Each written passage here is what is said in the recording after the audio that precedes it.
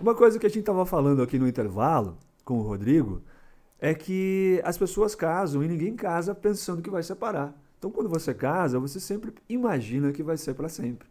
Então, você não tem certas preocupações. Uma delas é o regime de bens do casamento, né, Rodrigo? Que Exatamente. cuidados as pessoas deveriam ter antes de casar? Na verdade, quando aparece um casal no escritório fazendo essa pergunta, qual é o regime de bens que é mais adequado? Porque eu já tenho tal coisa, eu tenho tal imóvel, tal veículo. O que é mais adequado que se faça? Isso é muito difícil acontecer. A pessoa vai procurar quando já estourou, o desastre, né? já se instaurou. Já explodiu. Já explodiu e aí ela vai saber das consequências de ter chegado num gesto simples no dia do casamento lá no cartório de registro civil.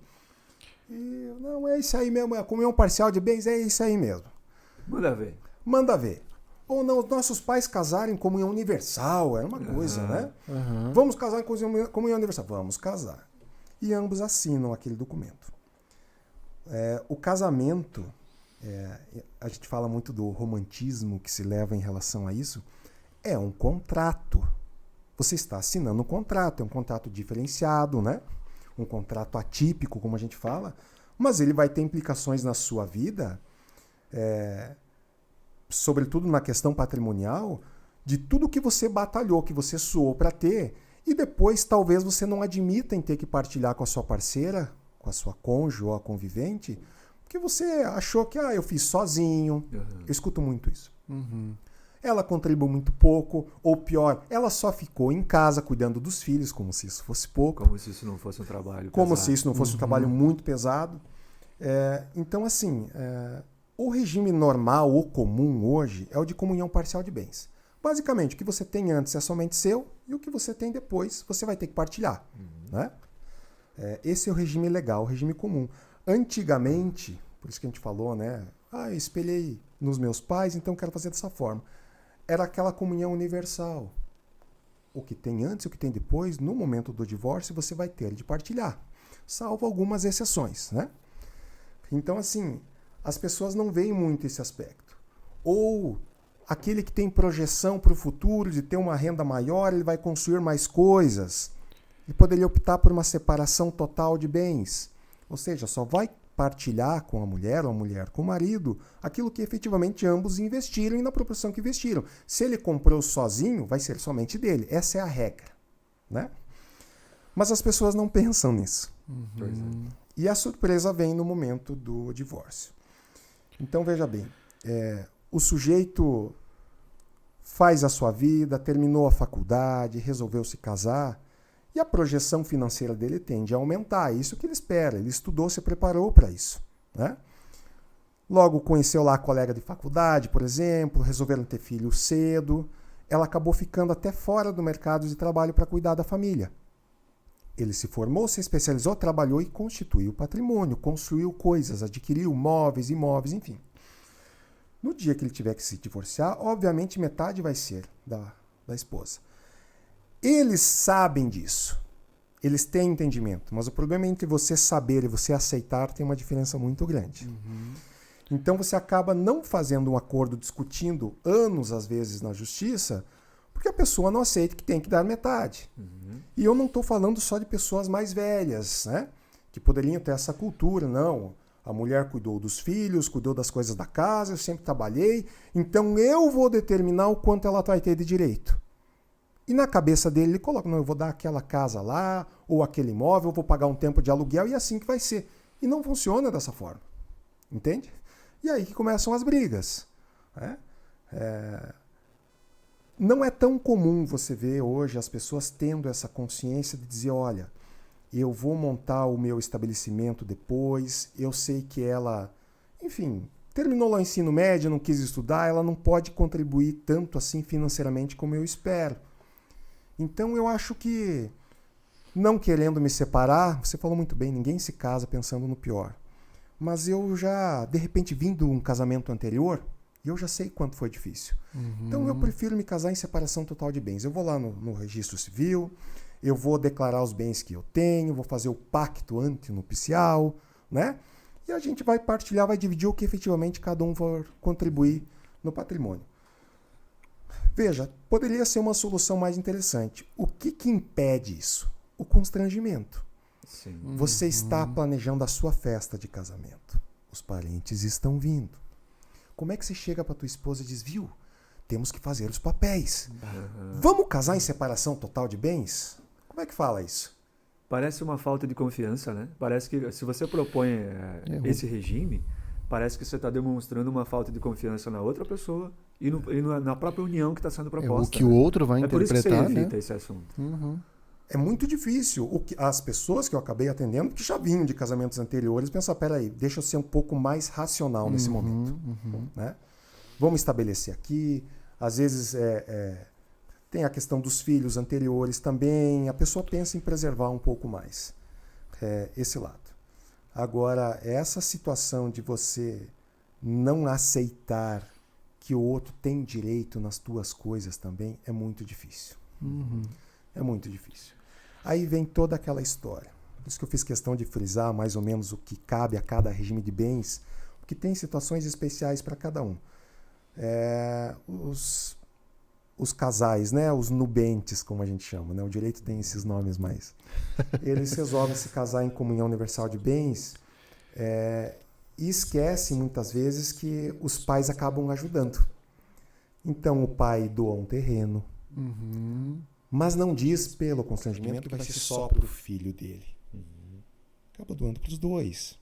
Ou acaba colocando no nome do filho, mas por razão do regime de bens, a mulher também tem participação.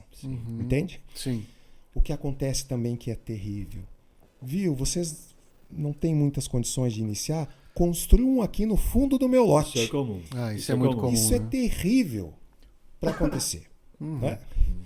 Que numa partilha futura, e a gente fala de regime de bens sempre visualizando o divórcio futuro, essa pessoa, essa mulher, por exemplo, que foi lá e pode ter contribuído efetivamente lá com os materiais de construção, com a mão de obra, ela, em muitas situações, vai ter que envolver o sogro e a sogra num processo judicial de divórcio, em que o sogro e a sogra não estão se divorciando. Aí o juiz vai dizer, olha, você tem que entrar com essa ação em outro local, lá numa vara civil, em outro local adequado, que aqui nós vamos discutir a partilha de bens, sabe?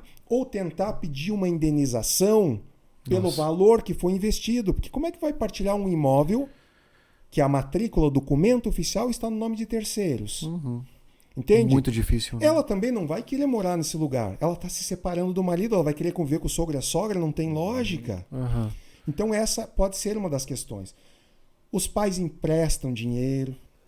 Esta palavra empréstimo, ela surge depois por ocasião do divórcio, porque no ato de você ajudar, é um ato de boa vontade, de benevolência. Claro. Os pais nem pensam nisso. Está aqui o início. Nunca se pegou um documento, uma nota promissória, um contrato, o pai ajudou. Entende? Então você não vai conseguir resgatar isso integralmente. Foi deixado, foi doado para os dois. Então são questões complexas dessa parte em especial da comunhão universal ou comunhão total de bens, né? Na comunhão parcial, por outro lado, só para citar algum exemplo, não ficar uma coisa muito, muito técnica, é assim. Você tinha patrimônio antes de casar. Eu tinha lá o meu carrinho, tinha o meu terreno, não é? Seja porque eu comprei, porque eu ganhei de herança.